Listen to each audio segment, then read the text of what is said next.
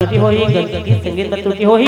तो अपन भाई बच्चा समझ के क्षमा कर दो। काबर कि हमन कोई बड़े कलाकार न छोटे छोटे लड़के मिल के पार्टी बने हैं। एक नाम है संगीत जहुरिया। तो आओ ये हमारे कलाकार मन नाचा गम्मत की ओर ले जाए।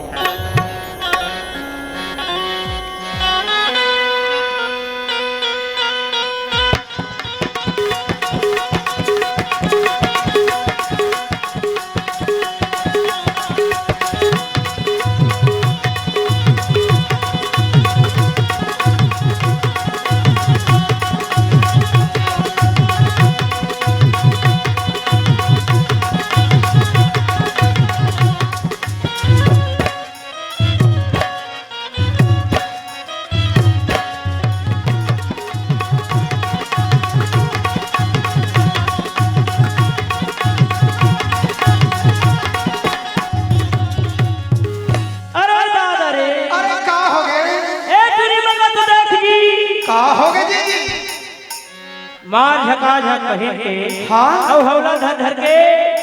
कहाँ जावत है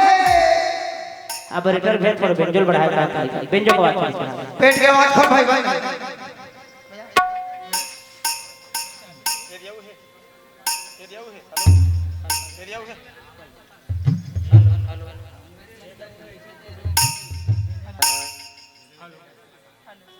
चालू कर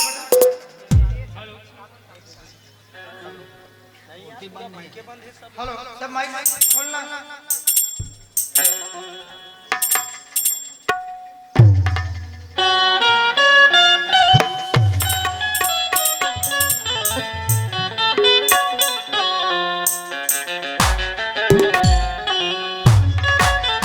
hello hello hello hello hello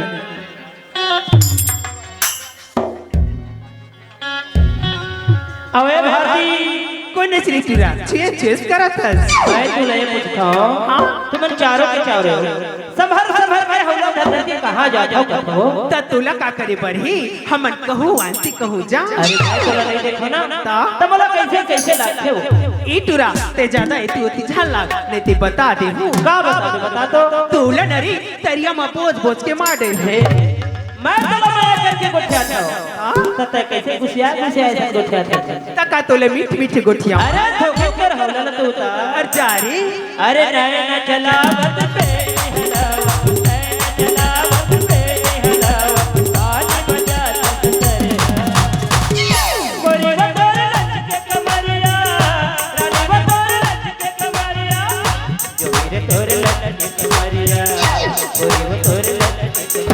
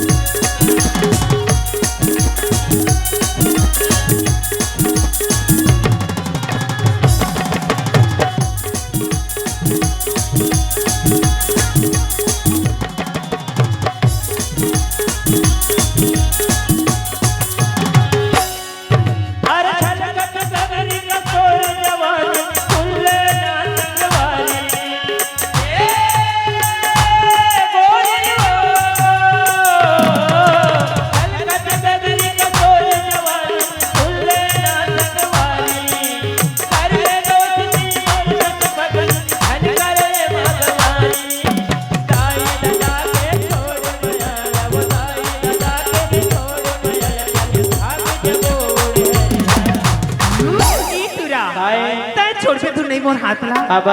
अरे दुनियादारी औदाई तो दलत छोड़बेच कर हो फिर तोर से लुढ़रिया का बजावा तू ली बने सटुरा धर के नहीं चल अरे धर गोठिया ठोकर तो 8 साल असल में नहीं गोठिया हो। अरे दुनियादारी छोड़ के बगली रे दुनियादारी छोड़ के बगली भाग जबोर हरिया ई कुसरिया तभी तो किथो जी कबीरल ना मैं मजाक करत रही सही में सही जमा बहुत बड़ दिन की बड़ मैं करता सभी तो कहता अब तू ये तान मान धान सब तुरे अच्छा अच्छा फिर मोरी इस्तीला देखली उस्तीला देखली चारों तिला देख अरे मैं तेरे मुंह ढल देखत रहते तैसे लागते बोला तभी तो कहता जी कि कन्या मामूर के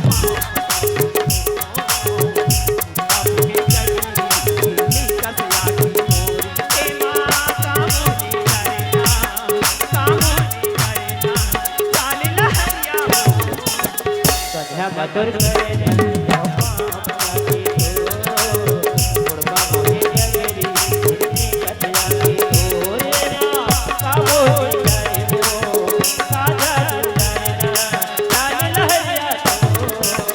कन्या मामूर करे